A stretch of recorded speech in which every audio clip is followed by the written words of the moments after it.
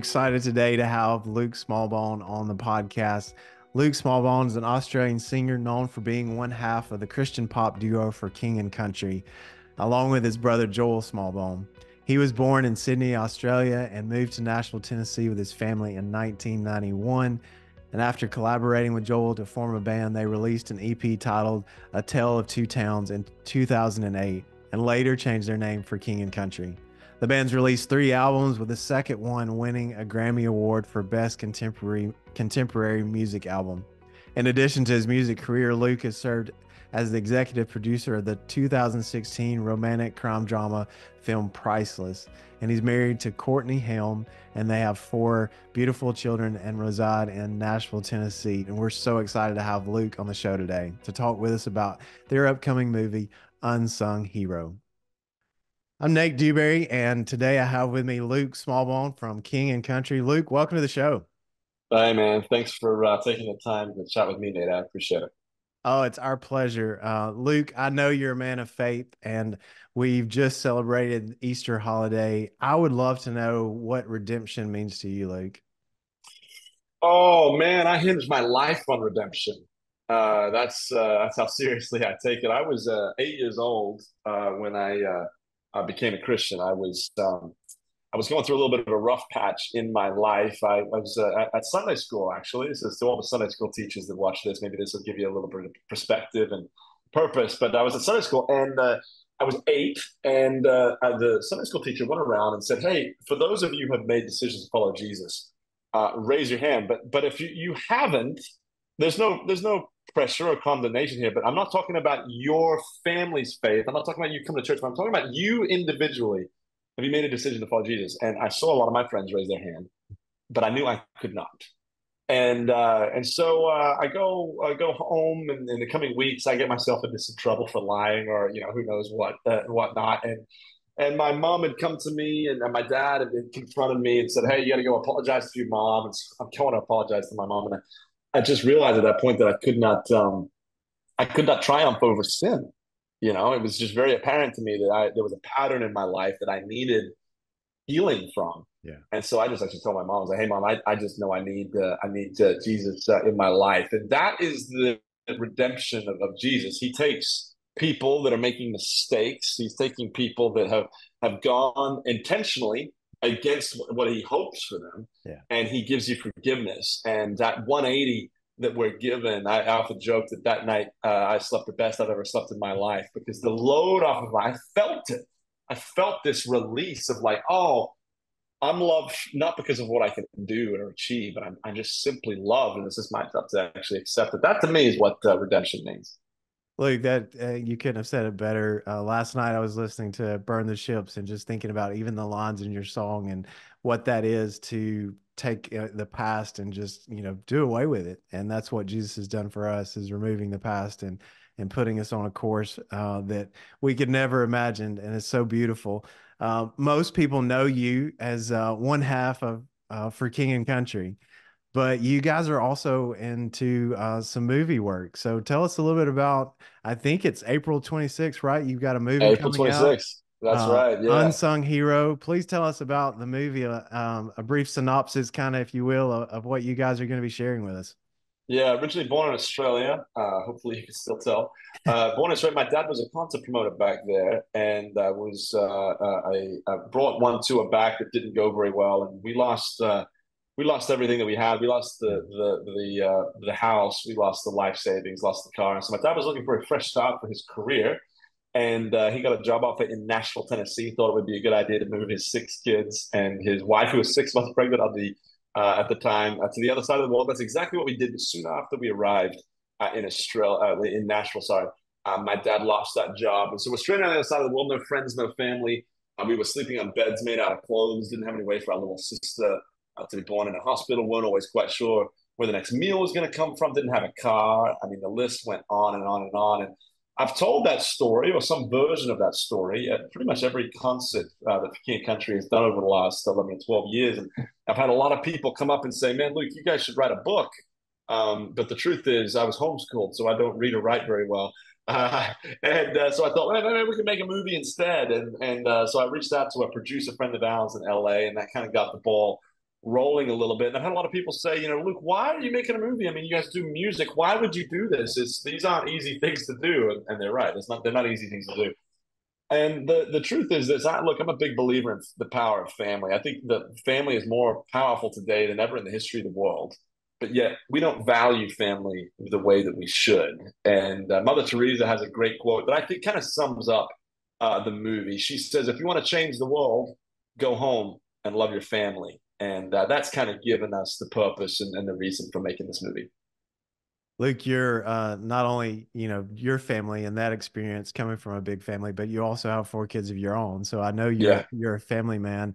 yeah. With what's been one of the things in as being a dad that's the most exciting, and honestly, one of the things you think people can take away from the movie with regards to family. You mentioned what Mother Teresa said and the importance of it, but where is there any practical or something that they're going to come away just encouraged about walking it out with their own family? We when we had a rough cut of the film, which is a little scary because when you got a rough cut of the film, it's not done yet, but there's a bunch of people that are kind of like, hey, you guys I've seen you make this movie and I want to watch it. And so there was a friend of ours who I would say isn't the most joyful of individuals. He's got a little crusty, if that makes sense. And Yes.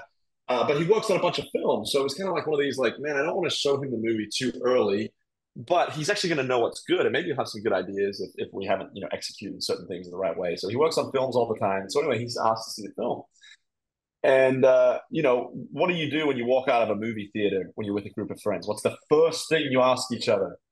What Did you did you like it? think? Yeah. Yeah, did you like it? What's going on? So anyway, the movie finishes, and we got this kind of awkward moment, like, "Hey man, what did you think?" And he kind of wiped his eye a little bit, and he said, "Man, I want to be a better dad." And my hope is that people with this film will start inserting themselves into it. If you're a dad, I hope that you leave going, man, the time spent at home is incredibly valuable and purposeful. To any mothers out there, hopefully in my mom's character, you can just see how it's shaped the next generation and say that the effort that I'm putting in matters. To the siblings, to the kids, that you'll say that no matter how young you are, you can play a significant role in achieving fantastic things, that you can be a part of a family, that you can do things. You don't have to wait until you graduated high school. You don't have to wait. You can do it. You can do things now. You can impact people around you, and that's my hope. As I think that people will start look. Everybody's a part of a family. Yeah. If you're adopted, you're a part of a family. If you're at college, you're a part of a family. You've got roommates. And so who you are and what you do, very well could be you could be making such a mark on somebody else's life that their future is never the same. And I just really believe in the power of family and who we are and how we conduct family. Luke, I'm so excited about the film. Can't wait to go see it myself. One of the things you mentioned is the difficulty that your family faced when you left Australia and you moved to Nashville. One of the things I've heard you share about was just talking about how God worked so many miracles. Can you talk a little bit about the miracles that happened in that season when you guys were literally praying sometimes for food on the table? Yeah, man, we had extraordinary things take place. I mean, we had people that would just new neighbors that would literally just drop grocery bags full of groceries on our doorstep that we didn't know. I think people started to know that we were struggling, but they would, that was one that was pretty amazing. We didn't have any furniture, and we were praying for furniture, and we had a church that wasn't even the church that we went to. And they walked around the house, realized we literally didn't have any furniture. And a few days later, they came and brought two box trucks full of furniture and furnished our entire house. I mean, this is a pretty big, massive moment. We the first Thanksgiving that we were here, we didn't have a car, and literally the family came to us, and the father of the household after spending Thanksgiving just knew that he needed to do something. He gave us a car like the first day he met us, like just gave us a car. It was I think it was a brand new car. I mean, just insane, outrageous things. We weren't going to be able to have Christmas that year, and first grade class partnered with Santa and was able to give us Christmas that year. Still to this day, the most lavish Christmas I've ever had. I mean, gifts upon gifts upon gifts. And so, I mean, that's just four. I mean, we had situations. we had situations where the person we're renting a small home from, when we left to rent a different home and we had just started to kind of get out of the struggle of finance, when we were leaving, he goes, "Hey, I forgot to collect rent like 4 or 5 months," and he just goes, "Well, that's on me, not you." And moved Wow. on. I mean, think about that. Who doesn't do that over two Yeah, years, four or that's for five months? sure. That's a substantial amount of money. So it's pretty crazy. Well, those crazy stories of faith, I'm sure are things that you go back to. I mean, you and your family, you've had incredible success since that season in many different ways, and I'm sure that probably keeps you guys grounded in some ways to go back to that season and remember where you were, remember God's faithfulness in that season to where you are now. When I think about the film, you were the producer, right? One of the producers on the film. Yeah. So, what's one of your favorite scenes from the movie? One of my favorite scenes is a scene where my mom is at a playground with all of us kids, and things are pretty difficult, and we've just been hit with disappointment after disappointment. And she kind of gives a speech about just not looking back. We're gonna stay in America, and we're gonna fight our way through it. Is still one of those scenes that I think that part of the reason why it's so powerful is I don't really care what you've walked through. You can apply, your life, but can insert your life into that scenario where there's hardship, whether or not it's family, whether or not it's career, whether or not it's relationships. I mean, we all have to move on from different things, and it's difficult to do. And so that's probably one of my favorite scenes. Probably the most surprising for me. I remember reading it in the script, going, "We'll shoot it. I don't know if this is great." And I remember the first time I saw it, I was like, "Lord have mercy, that scene is just insane. It's just ridiculously powerful." So yeah, that's probably my favorite scene in the film. So your brother Joel plays your dad in the film, correct? Yeah, he does. So how was it with you being behind the camera, your brother being in the film and then playing your dad? Was there awkward moments in that? I mean, I would think in some ways there's probably some cool moments, but also some moments you're like, what? That's he's acting my dad, like just a little unusual as you, and even probably brings back some memories for you of your own dad. Yeah, I mean, the producer's job on set is to make sure you're executing the way you need Yeah. to execute. And there were a couple scenes I was like, "Hey, man, we need a little more from you. We need you to, pony up." And if it's an emotional scene, like we need you here. So we had some of those moments, and it's funny. I didn't think it was as weird, maybe as what everybody else thinks it is, and I can't really quite work out why. My brother Joel and my dad are very, very similar as a whole, so it didn't really feel like they're these massively different people. The thing that separates them is really just age, wisdom, and experience.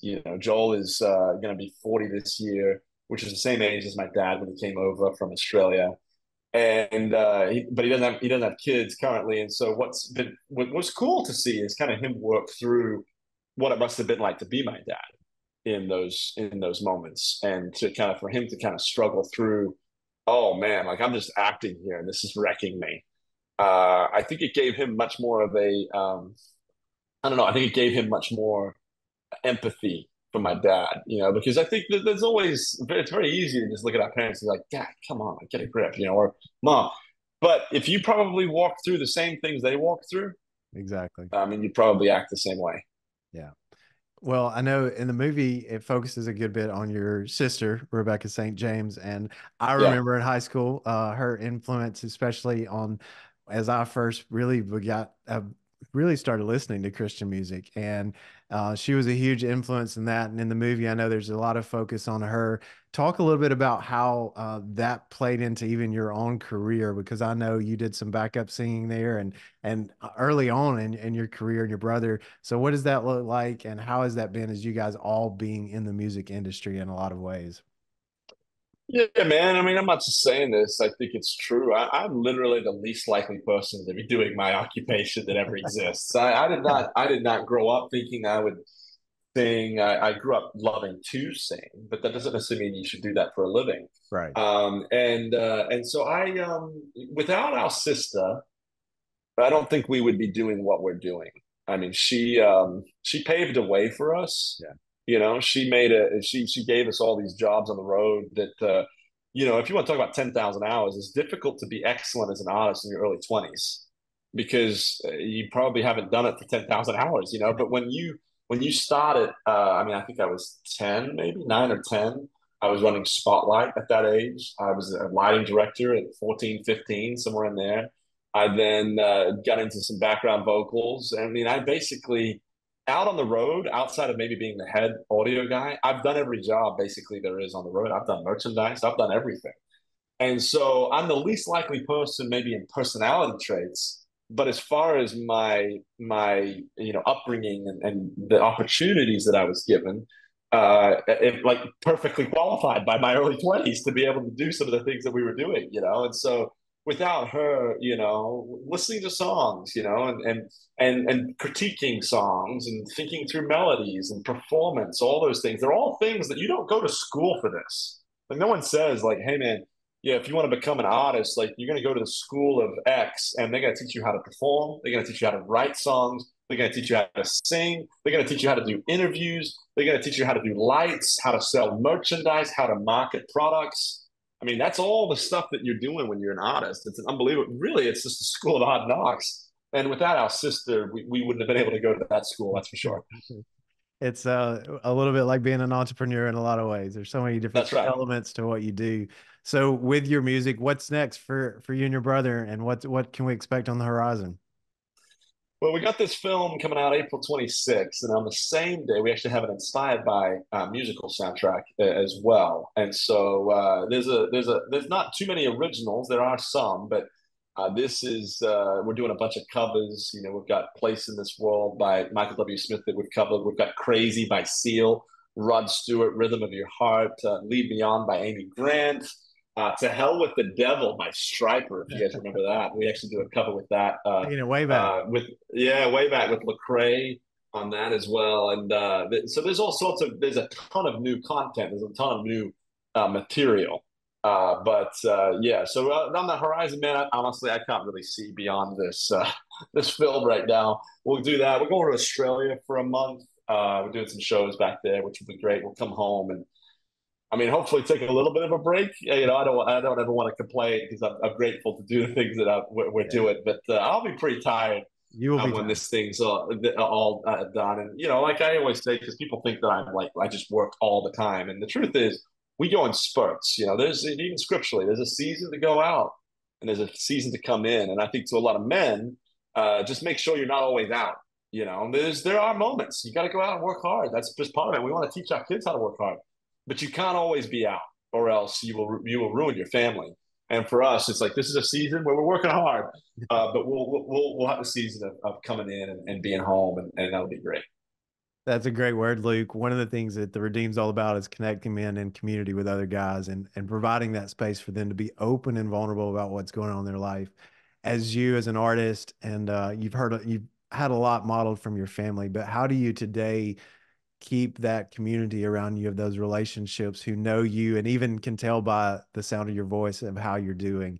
What are some of the things that you've learned to keep that community of men around you? Well, I think remaining in relationship is the biggest thing. I think for a lot of men, we retreat. We retreat to. I remember back in the day. I remember people saying, "Oh, these phones are the worst." People are just so isolated all the time. Well, go look at a train in the 1950s and look at what all the men are doing. They're all reading newspapers. So we're very good at retreating. Yes. We're very good at kind of running away from things, and in some cases, running away from the most important things, which end up being our relationship with our spouse is paramount. If you want to have a great family, make sure that you love your spouse. It will cover a multitude of mistakes that we make, which are inevitable, if they just know that they're safe within the confines of the love that you have with your spouse. Obviously, not everybody watching or listening to this is probably married, but to those who are, make sure that is at the top of the list. One of the most important things that you do. And man, when it comes to other community, I am really close with my family. I mean, my brothers are my best friends, and I talk to probably at least one of them nearly every day. And whether or not it's an actual brother or just someone that is like a brother, I'm not saying it needs to be every day, but it is important to just have people that know who you are. One of the things that in my line of work, there's a lot of you know, pump and stance at times. for me to just be known by my brothers and to, like, they're going to tell me what's up no matter what. You've just got to have those relationships. I've got some other really good friendships as well outside of music and family. They're probably still not quite as close as those actual family members. And so that's part of the reason why I value those brother relationships so much, because they do know who I am. And then, man, they know when to call me out on, like, well, are you sure you should have done that business decision? Yeah. What do you mean? Well, I think you probably could have afforded a little bit more compassion or a little bit, and then you start to get into some really good discussions. It's important to have people in your life that disagree with you. If you've just always got So people true. that agree with everything that you're doing, you're probably not doing it right, or they're fearful of you, which is also probably not good either. So Thanks so much, Luke. You guys have a blessed day. Excited to see the movie. thanks, man. Appreciate you. Thank you. Thanks for tuning in for another episode of the Redeemed Man podcast. We sure enjoyed hearing from Luke Smallbone about Unsung Hero. Please make sure you check it out in theaters near you. It's going to be a great movie, and we love supporting the Christian music industry. If you are enjoying our podcast or watching on YouTube, please subscribe to our channel, leave us a rating and review. We love to hear back from our audience about what you are enjoying or what you would like to see. Also, go to redeem.com to find out more about local small groups, online groups that you can be a part of. Our desire is to be able to connect you in community. If you're in a situation where you're really in need of male friendship, to talk about what's happening in your life to grow in your faith, please check us out, theredeem.com. God bless.